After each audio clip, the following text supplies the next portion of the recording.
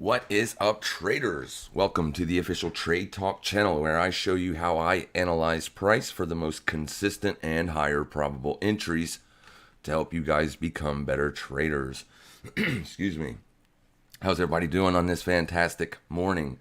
We had the CPI data yesterday morning. Came in at 9.1. It was a few points higher than what was expected. At 8.8 was expected, and of course last month we had 8.6. So technically what we seen yesterday should have been bearish, and it was for the first 25 minutes after the number came out, and then the market bounced. So we're going to go over all of that in today's video, but first a word from the sponsor of today's video. If you're depositing and withdrawing crypto from a wallet, Bitget has no KYC. Also, something that is fantastic, the fees are half that of Binance. If you're an active trader like I am, this is huge. Cannot even stress how important that is for intraday traders. They have rewards and coupons for up to $4,000, but the most amazing thing that I've seen while backtesting the charts, no scam wicks. If you compare Bitget with that of Binance or Kraken or any other exchange for that matter, you're going to see what I mean. Just look at this ugly thing. 20% move to the downside. And on Bitget, 3.9%. Same candle. Another thing I love is they have the inverse swap contract, so you can trade Bitcoin with Bitcoin. They also have copy trading. Just follow your favorite trader, and maybe soon you'll be able to follow me. Lastly, if you're learning how to trade, they have a demo account for both margin and swap futures. So if you're going to be a trader, you might as well be using the best exchange for active traders. Use the link down in the description, and be sure to use referral code XTSC. That's X-Ray Tango Sierra Charlie. Come join me and others and move over to Bitget. Out of the seemingly never-ending sponsorship deals I get, I did a bit of research and decided to partner with them. You should too. New sponsor. Show them some love. Click the link. Click the link. All right, let's get this started. How is everybody this morning? Everybody looks good. Everybody sounds good. Let's go. All right, let's do it. So yesterday we were watching the higher daily support. Let's go over here to the daily real quick just so I can show you. We were watching this level right here. The first level we were watching in this sequence of down candles was this one. And as you can see, we closed below it. So whenever you get that close below, that gives you a hint, if you will, that price might be searching for a lower support. So, and this happened pretty much at the end of the day too. So it didn't leave us wondering and guessing pretty much. We pretty much knew it was going to close lower, so we didn't have to take the shot. I think I did take the shot there, but it didn't work out. Next level we were watching would be the next support level down, and you can see the previous day closed above the level. So we tested it, closed above it. In comes the CPI. It happened yesterday morning at 8:30 in the morning on Eastern Standard Time, and this is what happened. So price starts to trade, was trading sideways. We did get a slightly bullish move to the upside after tagging daily support. You can see this absolute phenomenal test of daily support right there. Absolutely perfection. Traded back to it again. So, gave you two opportunities to take the long if you so choose. Now, it traded up into an old level of resistance, and that's where price stalled out around about an hour and a half after the London session. Yesterday before the number, 15 minutes before the number, you had a move lower, then up. This right here, all this is doing is generating liquidity, because traders, especially new traders, are so quick to jump into positions. They were people taking positions in all of this mess right here. So this little stab to the upside stops everybody out. Anybody that's short and had their stop loss up against that swing high, they got smoked. Then the real move happened. So as price slammed through, this is a 5-minute chart, so you didn't need to have a whole lot of patience to see when it came into the level that it wasn't going to hold. All right, so you blasted down through and closed deeply below. The next 5-minute candle tagged the range low daily support. Now this is the lowest daily support inside of this range. It's right there. That's the lowest closing daily candle inside of this range. That's where it tested, and it tested it twice, It wasn't just a tag once and then see ya. It tested it once, got a nice, decent little bounce, came back in for a second test, and then got a nice bullish reaction. This is what we're talking about when we say a bullish reaction. All right, so I'm going to go ahead and talk about this a little bit because Michelle is asking me inside of the Discord, but she was watching Tesla. Tesla did something almost identical to this, almost identical. We had the daily support levels already marked out from Tuesday's stream. I'll go over and, well, let's go look at that, and then I'll finish up with Bitcoin real quick just so that way this conversation makes sense. And for anybody else that is confused on entries around the levels, right? That's the hardest thing to do. As a new trader, I mean, it's so easy to lose money because you're taking trades where you shouldn't take them all the time. You're revenge trading, or you're watching a specific level and you think that level is going to hold, so you get into a trade there and then the level doesn't hold, and then you talk yourself into letting price move further and further against you while thinking that, you know, your position is somehow going to change the direction of the market. That's not how this works. We don't know. Not a professional trader on the face of the planet knows if price is going to reverse course or not. We know where to look for our trade entries, but we just can't know how price is going to react to the level.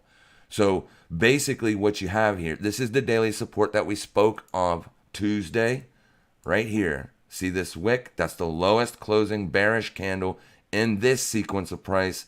So on the first test, that's the level where you would have been looking to get long. On the 5-minute chart, it looks like this. Pre-market, 8:30 in the morning. You get the news, you get a similar reaction as that to Bitcoin, where you get the spike up to liquidate any longs or any shorts that had their stops based off of this section of price. Then you get the move lower. It drops completely down, all the way down to the daily support level, and there you get a bullish reaction. So your entry would have been at 9:35 a.m. simply because you trade back down to the level. You don't get a tag at the level, and then you get this little baby right here. All right.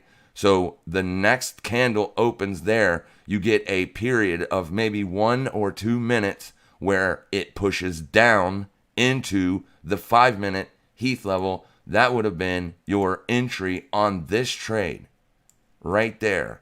You can see the wick, how it pushes perfectly down to the 5-minute Heath level right there. Then you get that bullish reaction.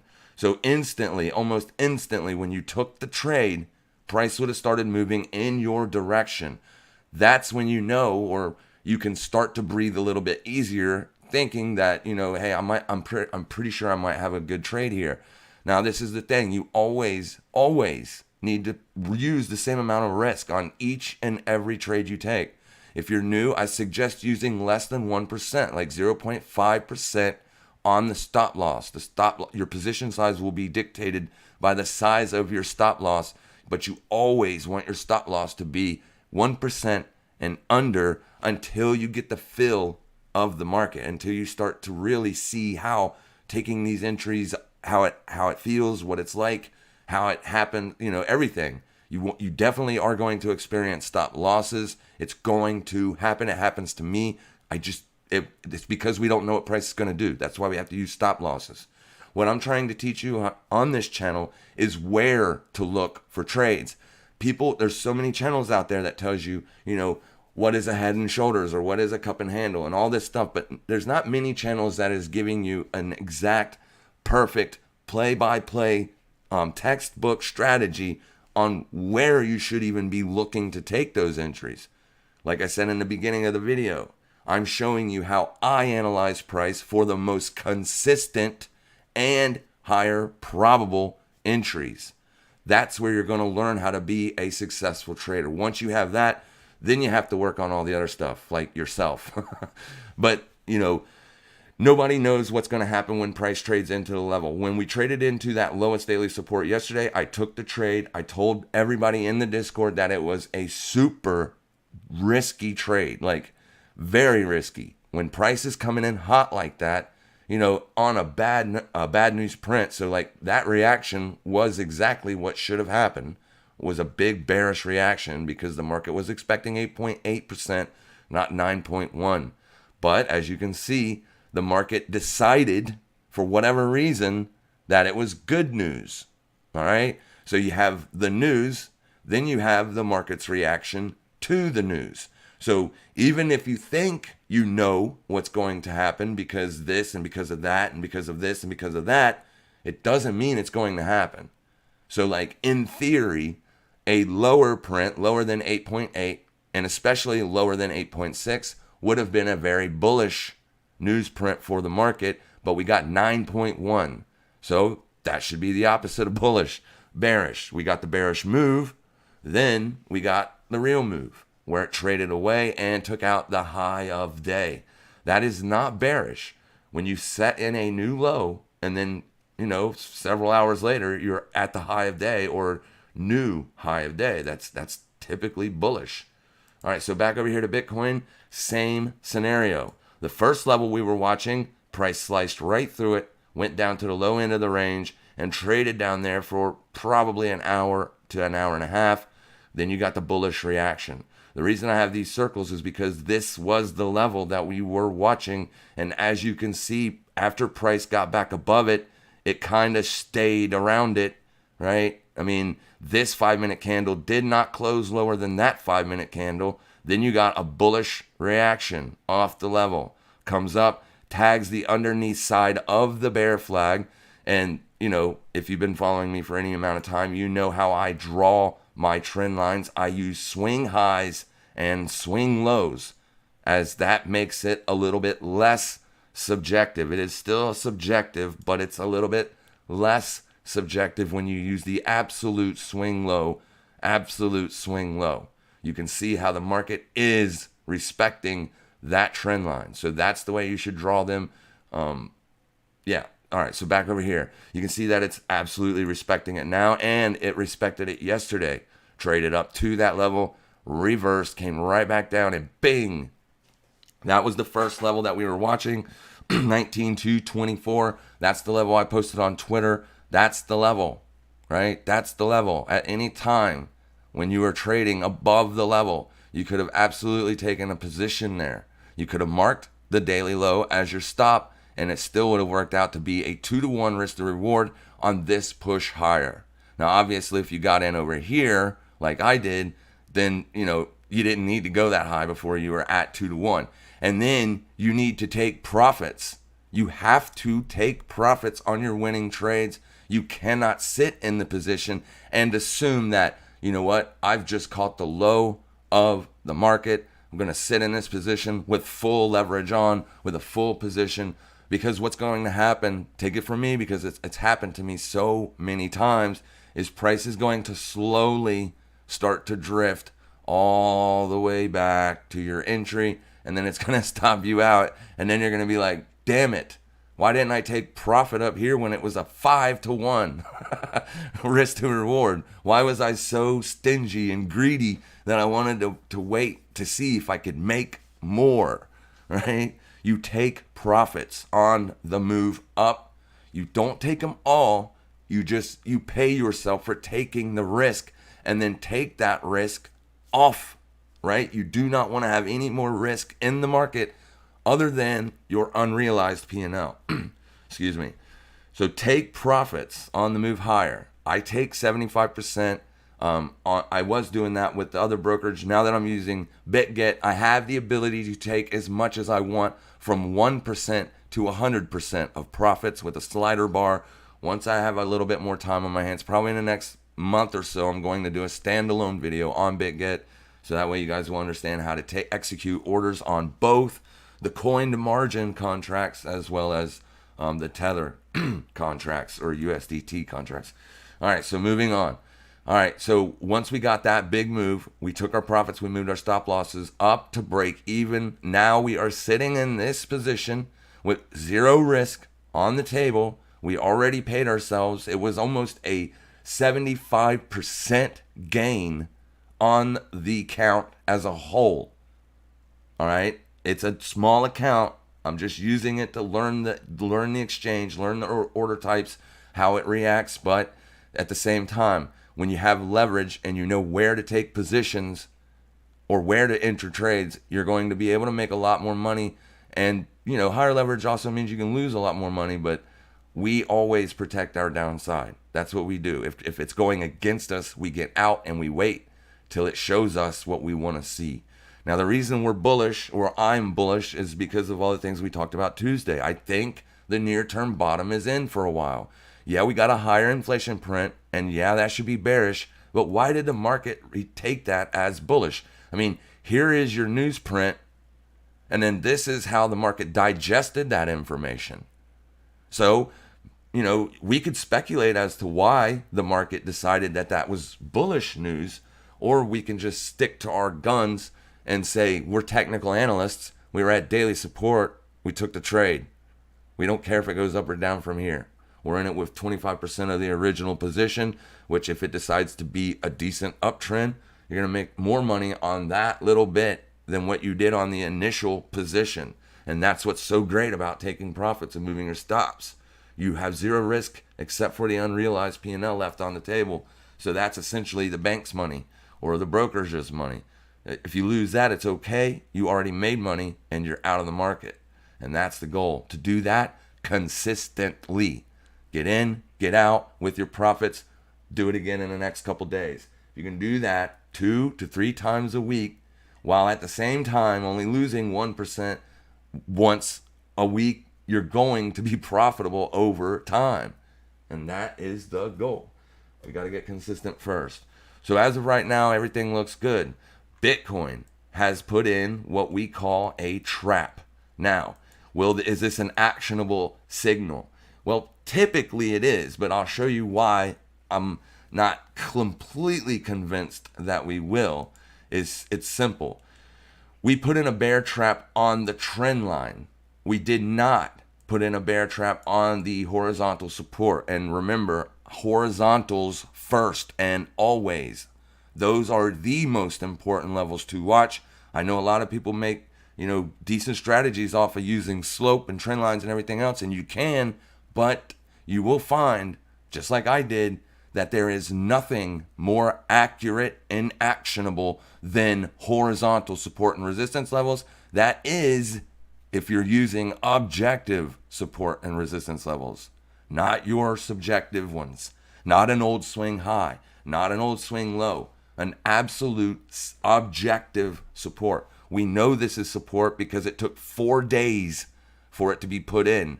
That is the support, 19,224.03. That's the level. Then the next support is down here. But the reason I put this one up is because you can see on this daily close, you did not close below it. So you do have a bear trap, but it is on the subjective trend line, not an objective price point. It is still a signal. It is a bullish engulfing at support. All right. But this did close below. It's the only candle that closed below this trend line. And this trend line's legit. All right. So that is what we call a trap. Whenever you take out the high of the trap candle, that's your signal that you could potentially look for long positions. Now, you are in a bearish market, and you did get bearish news yesterday. You are in a downtrend. So is it possible that this does not work? 100% possible. All right. So levels to watch moving forward, there is only 2. There is only 2. These 2 levels are the only 2 places where you will be looking for bullish entries. 19,303 spot 65 and 19,942 spot 44. That is your daily demand or daily Heath level and daily support. The new one that was just put in. So now we'll watch this one until you get a daily close below. This will be the support zone to focus on and to look for potential entries. All right, so looking at the hourly, you can see that the order flow is obviously bearish. That means this is your dealing range. This is where people are taking trades. What they are doing is they are selling swing highs.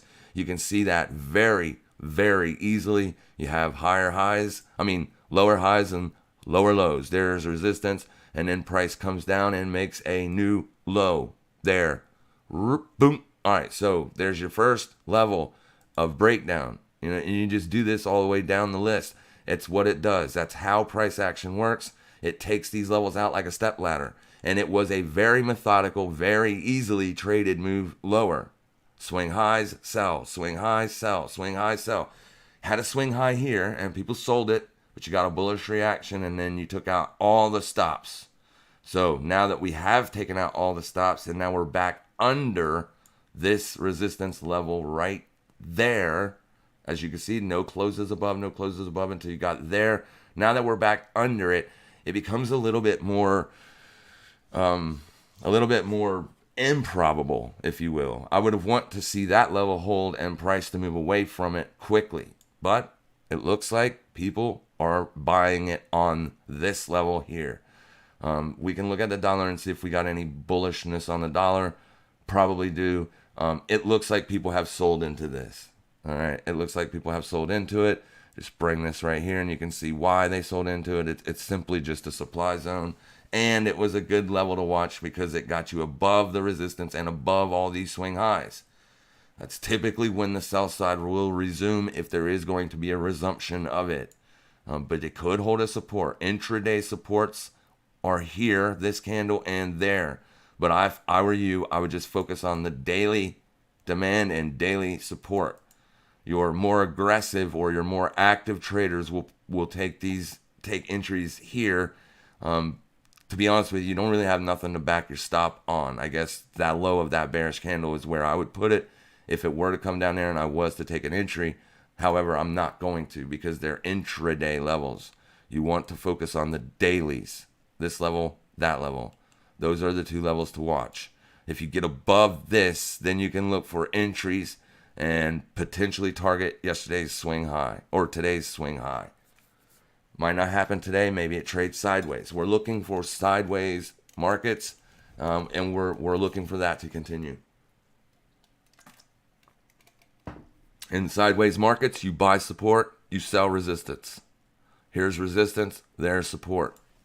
We did break down out of this trend line, and yeah, it is technically a bear flag. I mean, it's a beautiful bear flag. You got an ascending channel that is also known as a bear flag. That is what we had over here when we got short this, so yeah, I mean, the sell side could be in still. We don't know. We won't know. We are trying to pick a bottom. We are trying to do that. The reason is simple. We think that this is going to be the low for a little while, maybe a few more weeks before it breaks down. Typically, when you get into these ranges can last for several weeks. Several weeks. That was a much bigger one, but several weeks. All right. This one is a very tiny range, and we've already been at it for a few weeks.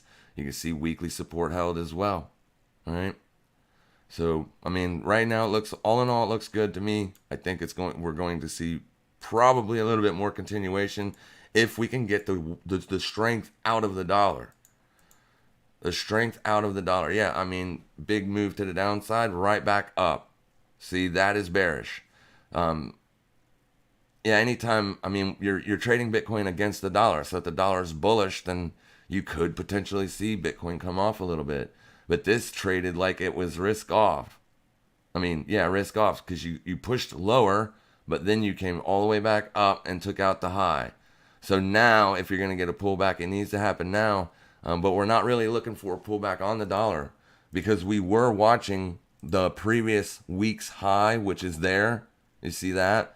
And we said if you get above that, then scratch looking for shorts because it's still bullish. The reason I said watch that swing high is simple. We have bearish div over here on the weekly, right? You have bearish divergence. So I was looking for that divergence to play out this week simply because the last week, this big week, we had smoked all the stops. So anybody that got short, once this divergence was confirmed, which would have been on this week, anybody that got short from here was probably using that swing high to mark their stop. And that's why I said, you get continuation, then it's bullish continuation. It is not a liquidity run. It is not a stop run. And it's not. You're moving higher. You're bullish on the dollar. Extremely bullish. This is damn near parabolic. Now, one question on a YouTube video yesterday asking me, why is the dollar so strong with inflation. Doesn't inflation destroy the purchasing power of the dollar? And if that is the case, why is this thing not getting nuclear or nuclearized? Why is it not getting absolutely pummeled to the dirt? There's a simple answer for that. The United States of America still, to this day, even with this high of inflation, still has one of, if not the strongest economies in the world. And the lifeblood of that economy is the US dollar. The Japanese yen used to be considered a risk off or flight to safety currency, as well as the Swiss franc. Both of those got beat down. I mean, massively destroyed during a massively risk off environment. The only asset, I'm not talking about bonds and all that stuff, just as far as FX or stocks in that matter are concerned, the DXY is where the money is gone. So all the selling that happened across all risk assets, this has been pushed up. So this is where all the money flew into, right? And it's still obviously seeing massive inflows. And that's only because as of right now, this is the strongest asset or the safest asset according to investors. Even with a high inflation, they are still piling into this thing. You can look across all asset classes. You're going to see that all the money came out of here, went into that. All right, it's just it's the same thing. These markets are cyclical, and that's the reason they're cyclical. It's the rotation trade. They rotate their money out of riskier assets and put it in less risky assets. A dollar isn't really considered as a less risky asset, but it does chop around a lot. So it's easier to manage a shit ton of money in the dollar than it is in something like Bitcoin. For now, once Bitcoin has a much larger market cap, once Bitcoin has more adoption, it will take a lot more stuff to happen to make the market move. So like what we want to see when Bitcoin is considered safe is when an asset moves less than 2% in a day. That's a pretty safe asset, or safer asset. No asset is safe, but you get what I'm saying. And right now, as long as you got moves, higher than 2+% on it every single day, investors are not going to put their money in it. It's just too risky. Once that slows down, which it will, once you get more adoption, then that should act like a risk-off asset. And we should see Bitcoin rise when we have fear and inflation, because I don't think inflation is going away anytime soon.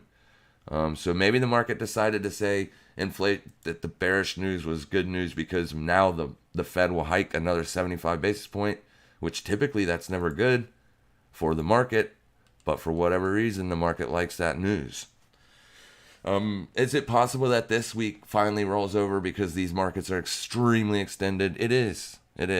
I'm looking for a pullback, but the thing is we got to see the pullback happen first before we can predict it happening. You got bearish, a massive bearish div over here as well. Big, strong move. I mean, that's as big, it's as oversold as I've ever seen the US, or overbought as much as I've ever seen the dollar USD JPY. It did it again over here. Big moves, big move. We missed it, but it's all good. There's opportunities every day inside of the market, especially when you follow as many assets as we do. All right, USD JPY just moving straight on up. There isn't a trade to take there. I did take a short last week that has since been stopped out. It was a profitable trade, but, it just kept going higher. I was looking for it to pull back. And you can see that, the news, the dollar loves the news. So be careful looking to buy Bitcoin today simply because the dollar is pushing up. If the dollar starts to pull back, starts to fall down and gives us a couple nice days of pullback, then we might see this happen. This is the place to look for entries if you're going to take them. And remember to take profits. SPX did exactly the same thing as Bitcoin, only you can see today it's bearish. Yesterday I had a big reaction at support right there. And there's the lowest support. But today you're right back down there again. So that to me looks like Bitcoin might be coming off today. So at the New York session open this morning on Bitcoin, I would not be surprised to see a stab up and then it get right back down again. So if you are going to take a bullish entry in here today, please understand that, everything looks like, with the risk markets look like, since they're coming off, Bitcoin will too. Bitcoin's lagging for whatever reason, again, lagging the risk markets. We'll see what happens though, because the risk markets are at support again, the lowest support. I don't put too much weight on an hourly close below a daily level, but it did happen. So I would be more hesitant about taking bullish entries on the SPX with that fact. And there's no other lower level that you're going to reach today anyways. The next level to watch would be this support all the way down there. So basically what I'm trying to say is, if you lose 37.58.90, your next area of potential support will be 36.76 spot 40. If you lose this level on a daily closing basis, that will invoke a lot of short sellers to come in here and sell any swing high back up into that daily level. That will be the entry point to look for shorts targeting 36.76 spot 40. A close above, though, would be good. A close above both of these levels today would be good. That would be good, because then you could start to see potentially maybe you get another push up. Everything looks like crap. I know it, you know it, we all know it. It's not easy to trade this stuff, but we do, and we are killing it. I mean, we do great. We're doing great. You just gotta know when to look, what levels to look for, and then how to react with the market. Good morning, everybody. Good morning, Mr. Ray. First one showing some love. I love you, baby. You know me, my man. What's up, Heathen Traders? Good morning. Good morning. Let's go. Good morning. Good mornings. Lots of good mornings. Been looking forward to it. Thank you for being here, Run DMC.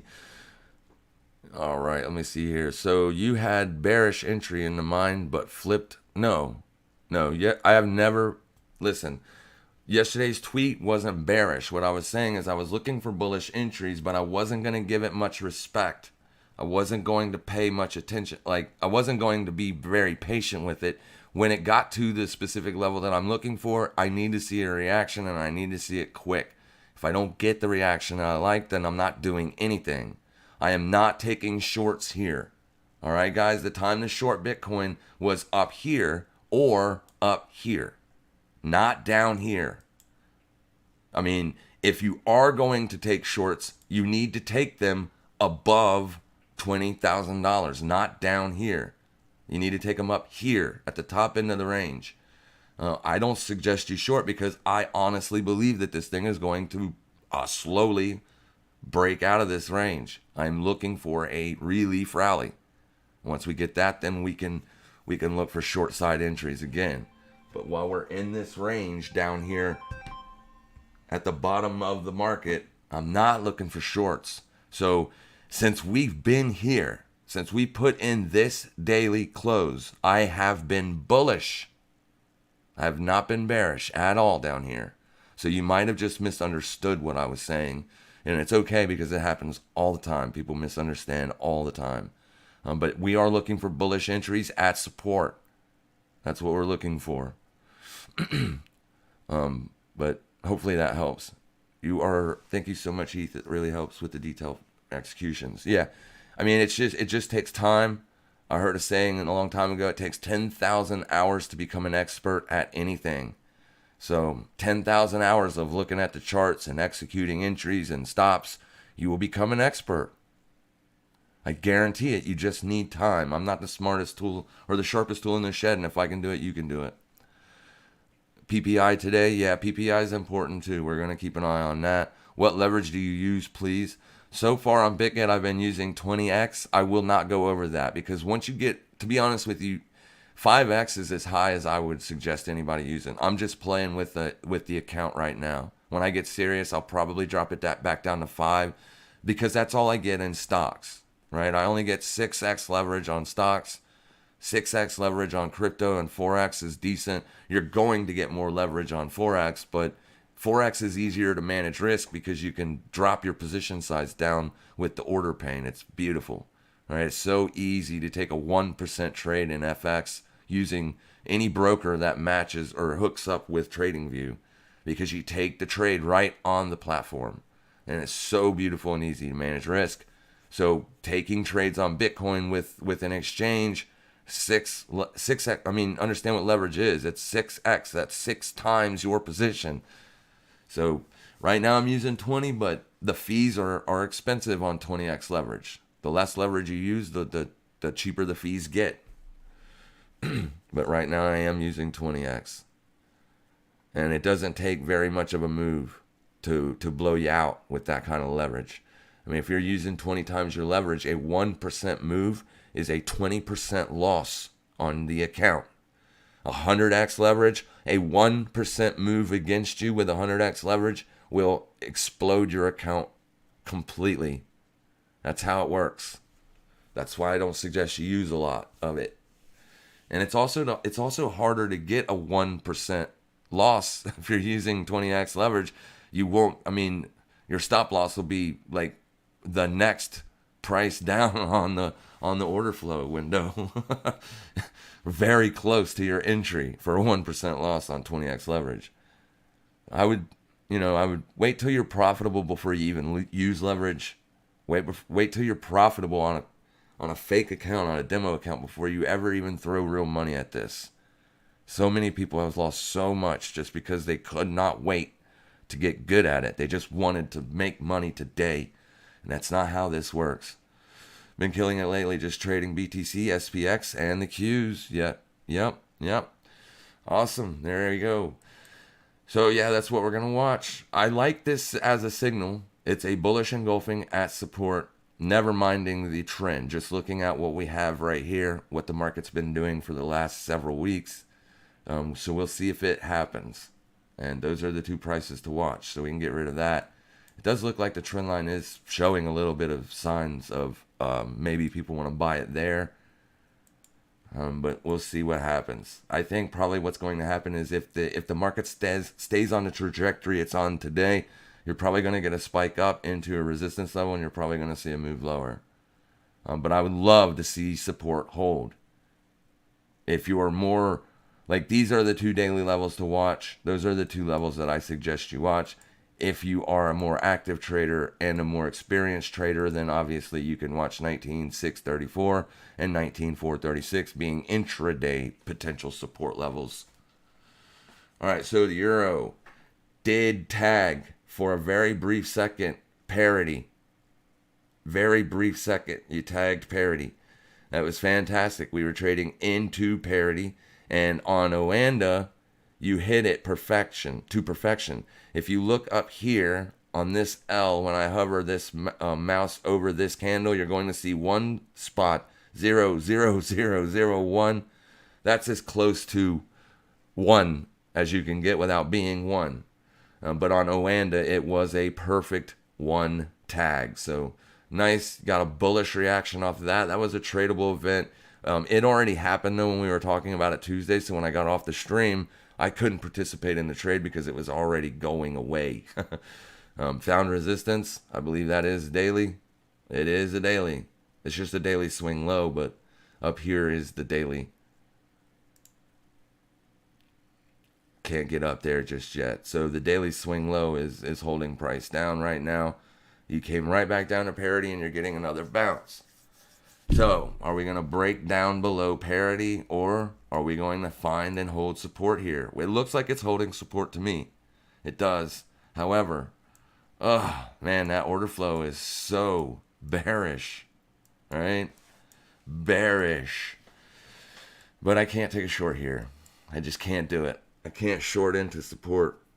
So we'll watch to see if it wants to bounce. I strongly suggest just leaving this thing alone for a long time until it builds a range or something, because there are 74% of their clients are net long again. IG, 74% of retail is long on this.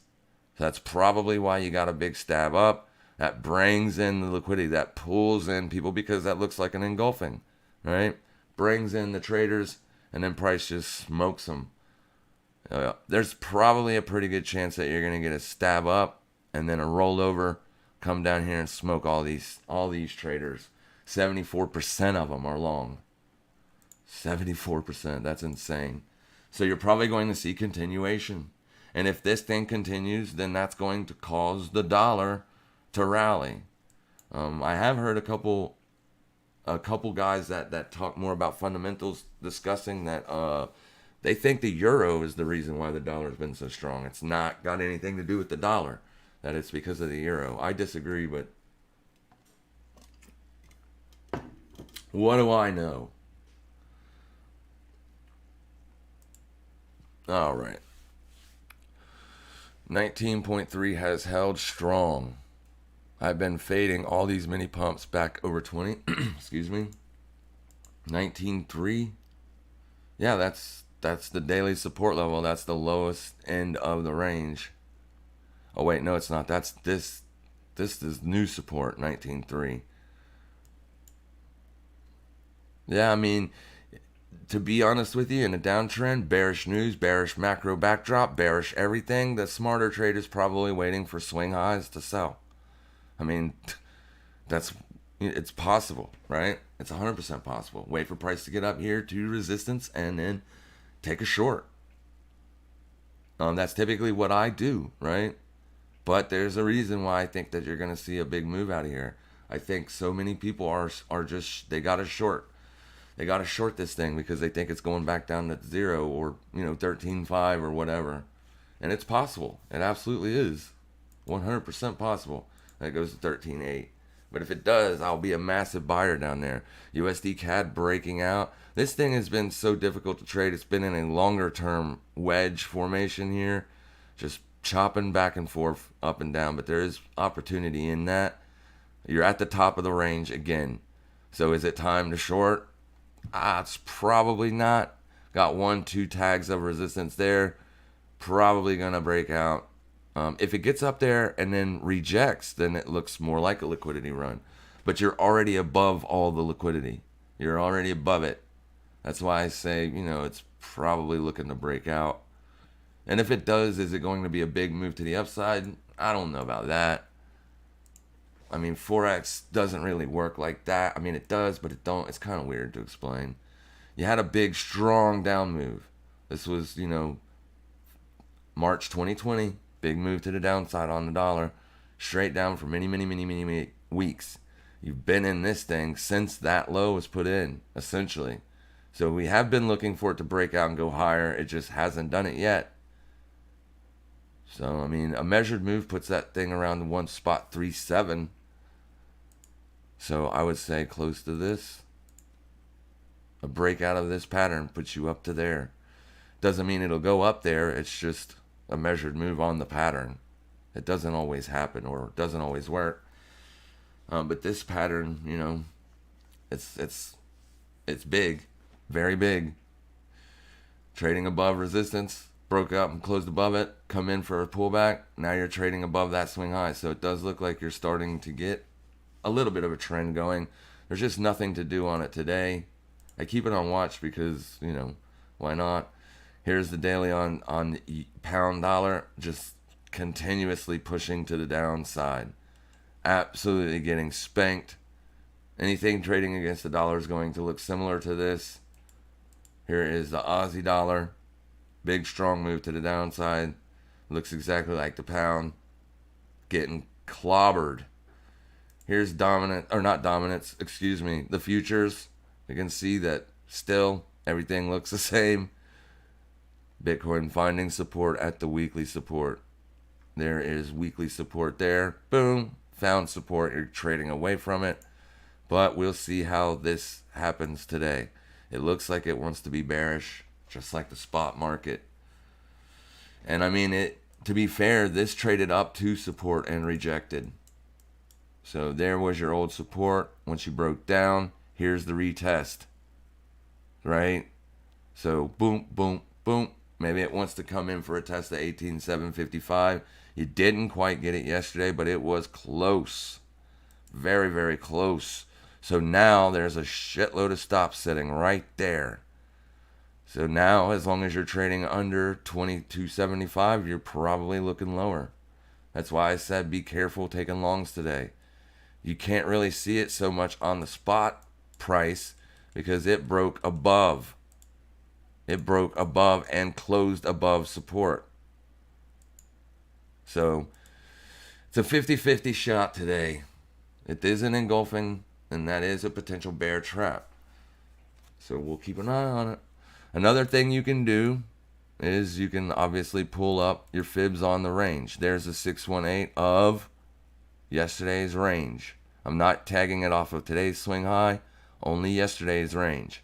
That also shows you where the midpoint is on this candle, and midpoints are good places to look, to watch. If you're going to get trend continuation, or a reversal, I should say, the trend is down.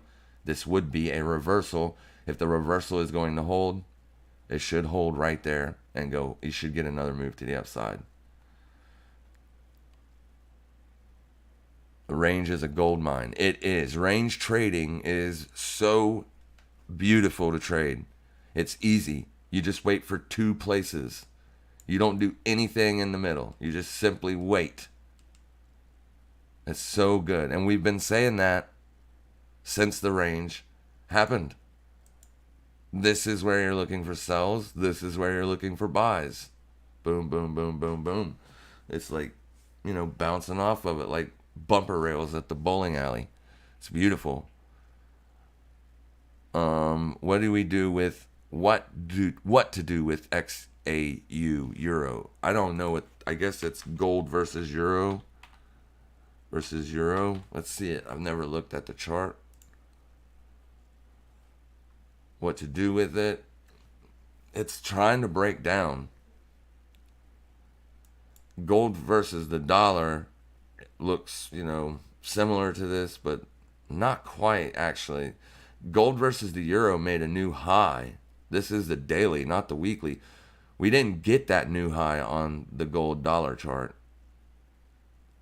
Is that an all-time high? Yeah, it's all-time high, gold versus euro. I mean, it looks like a bull flag on the big time frames. But, and that's still kind of holding. The breakdown hasn't been brutal or vicious. Last week you did break down, and this week you're getting that continuation. So, there is no trade to take on it now, but the trade would have been to take, then, right there. So that would have been the day to take the short. There. On this day. That's the first time you traded up into weekly res and descending trendline resistance. That would have been the trade to take. Now you're at support. So do you get long here? It's possible. There's daily support. Let's see where we are on the weekly. You're below weekly support. There's weekly support. So you're just barely under it. Actually, this is the first time that yesterday you got under it too, didn't you? Never mind. Scratch that. I'm an idiot. You're at daily support. Weekly support is the higher level. So if you want to get long here because you think it's going to go higher, just be warned that you come in hot. Like yesterday, you got a bearish reaction off the newsprint. Then you got a bullish reaction that has since been sold into.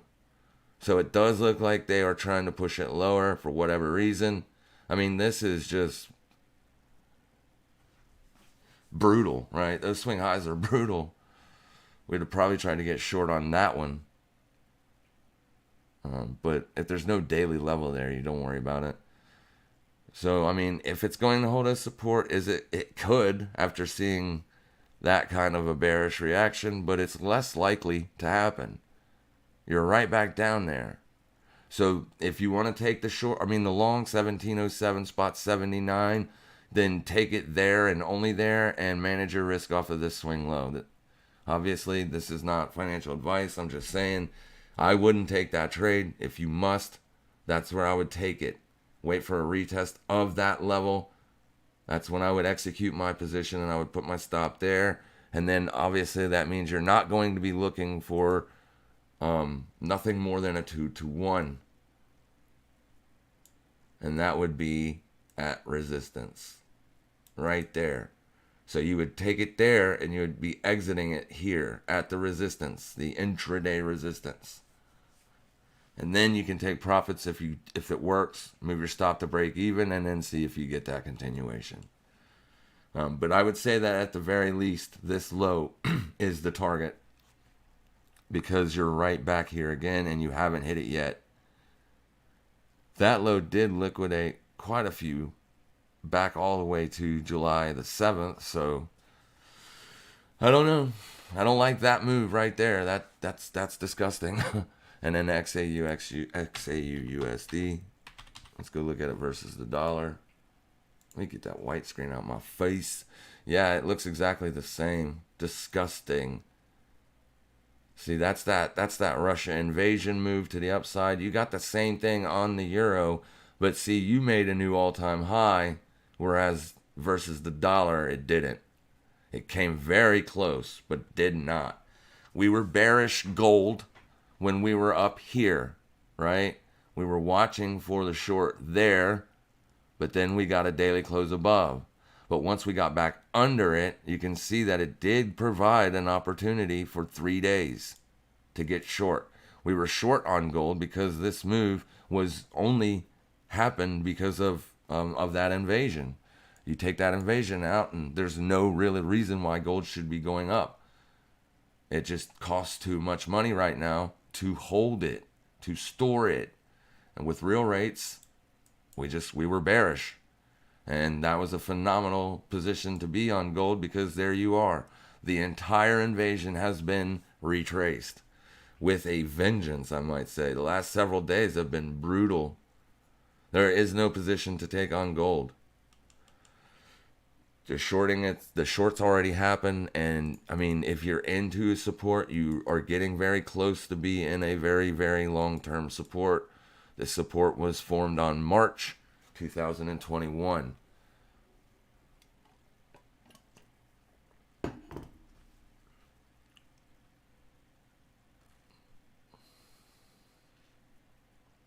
I mean, you got fresh yearly, not quite a fresh yearly low, but I mean, year to date, you're bearish and you're making fresh yearly lows. But that's going to be potential support, or the level where you could find potential support, 1703.120.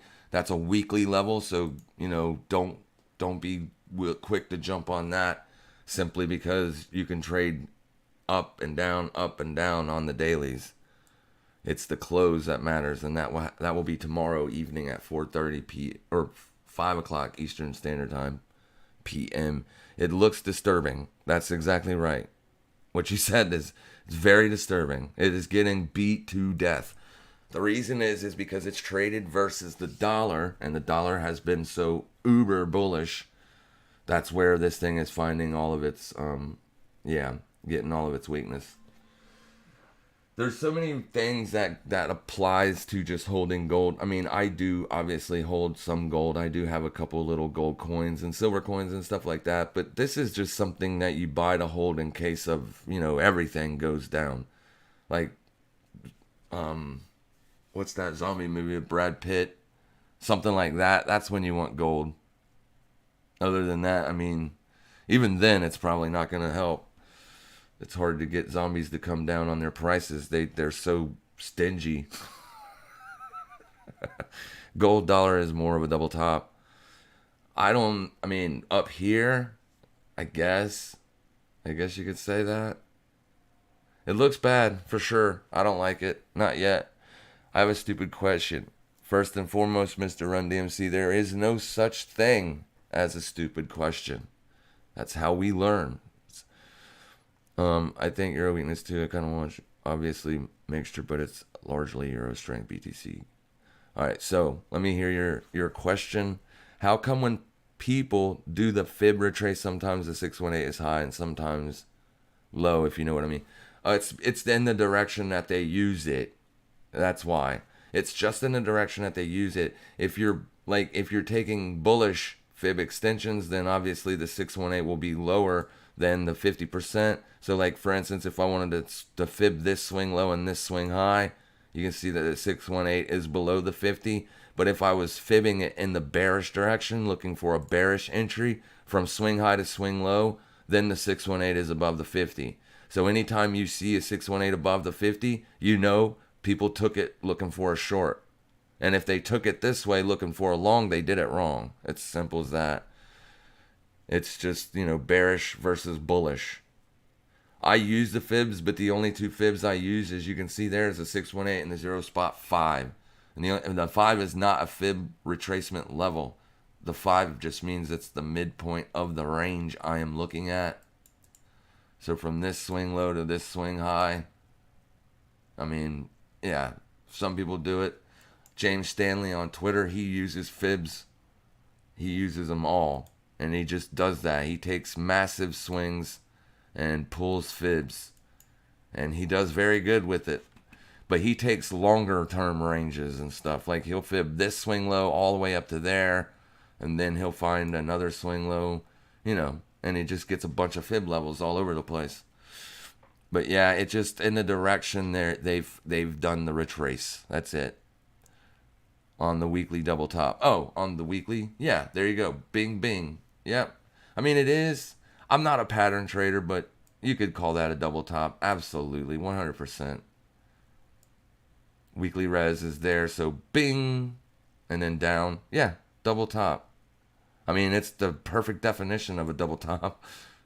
If you look up double top, it's going to look like that. Nice work.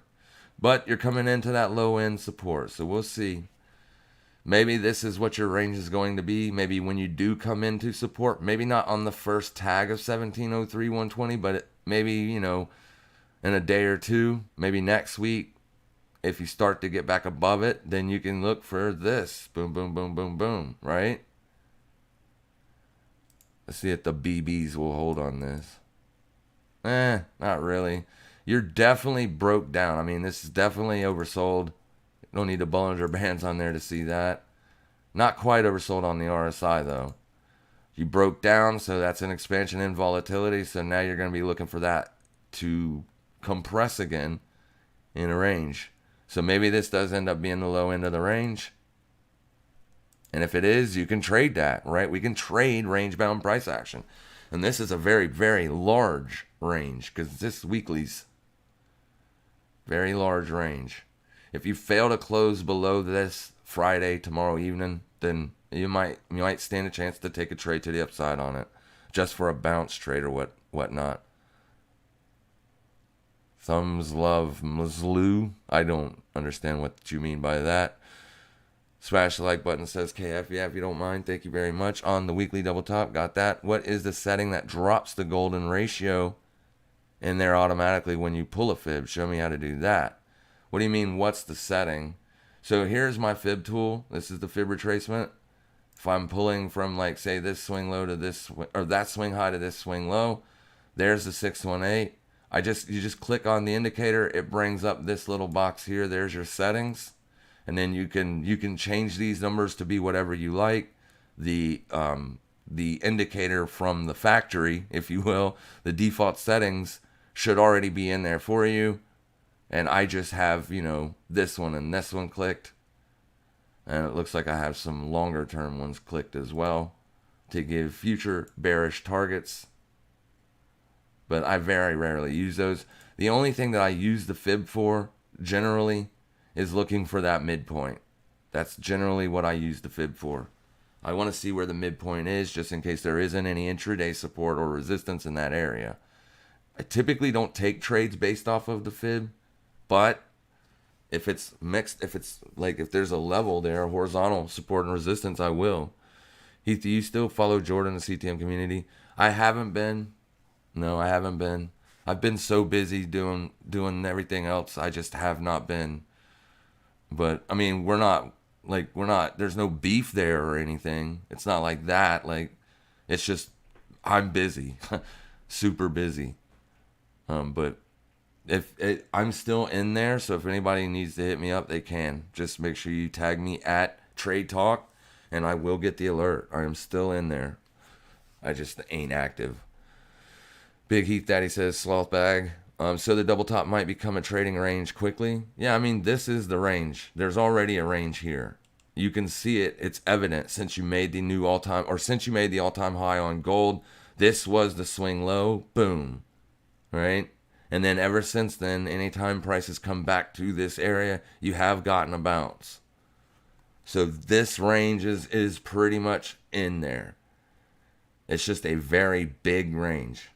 I mean, that's over $100 on gold. That's a big range. I mean, not $100. Sorry, $300. It's a big range. There's probably there isn't much of a smaller range. This would have been the range high. That would have been the range low until the breakout occurred. The invasion caused that.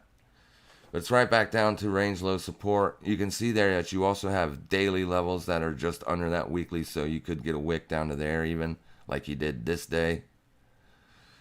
Yeah, I mean, you can watch it, see if it holds a support. Watch it on a daily. If you start closing dailies under it, then you know you don't want to see them close under this level here.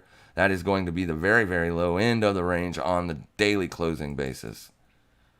So 1683.49. Daily close below that, and there's a good chance that you see a massive move to the downside. Right? That's been the range for a very long time. Took a long time to get there too.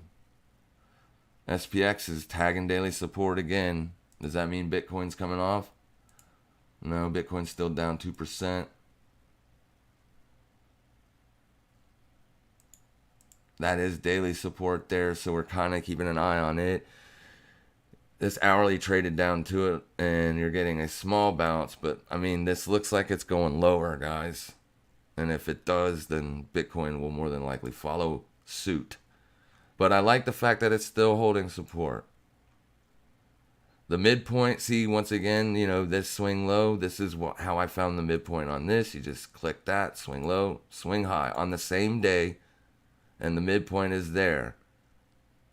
So you can mark that by using a white line or any other color line you want, like that, and you can get rid of the fib, or you can just leave the fib up there. Look how, yeah, it bounced there, but we know that that wasn't the midpoint at this time because that's the swing high I just used. But it's the midpoint now. There. This is bouncing off of the trend line support. You also have intraday support there anyway, so I wouldn't use the fib. I would just use that. This swing low, this close here, that would be the intraday support. Yesterday's intraday support. If we start closing hourlies below that, I'll probably close out my long position. I took profits last night up in here. More profits. I took profits first as we moved up into this region here. Then I took more profits last night. So if we keep going lower, I might close out the position. But I'd love to see it find intraday support for sure. Let's put this back on there just because that's what's causing it to bounce this morning. That's what's causing it to bounce. So now you can watch the close of this candle right here. Right? Because that is the new support. As long as you're not closing hourlies below that, then you want to see price start to drift slowly to the upside. And you see how it tested it and then came back up. If you're watching the 5-minute time frame, you don't even see that. I mean, there's nothing here on the 5-minute chart to look at, and that looks ridiculous. That doesn't look like support at all, does it? On the 5-minute? No, it doesn't. There's a close there, close there, close there. But you tagged it, and now you're getting a slight reaction. I suggest newer traders watch the hourlies instead of the 5-minute charts. 5-minute charts are better kept for the big guys. And the only time I look at a 5-minute chart is when I'm looking at stocks like the Tesla example this morning. Got it. Thanks. You are welcome, my friend. Thank you. Also says Chris Morris, you are welcome as well. If a bounce happens on XA or gold, let's just say gold, there I think a bounce on XAU Euro might fly. Well, I mean, they're two different assets. You're looking at gold versus the dollar and gold versus the euro. So typically, dollar and euro are pretty much correlated inversely. So what you would think there is if you get a bounce on gold dollar, You might get a bounce on gold euro. I don't know. I mean, they don't look too similar when you compare them. They look similar, but not like super similar.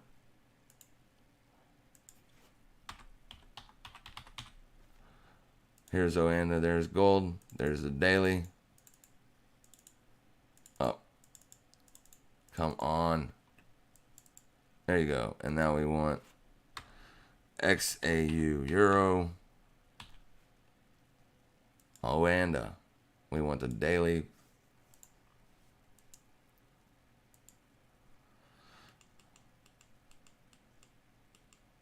I mean, I guess they do look pretty similar, don't they?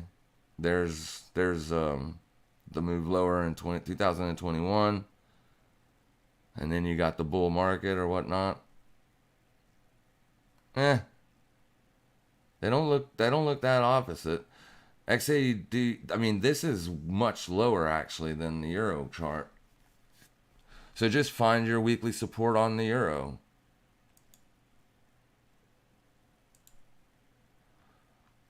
You're under it. So you can't find weekly support on the euro. You're under it already. You've broken down already.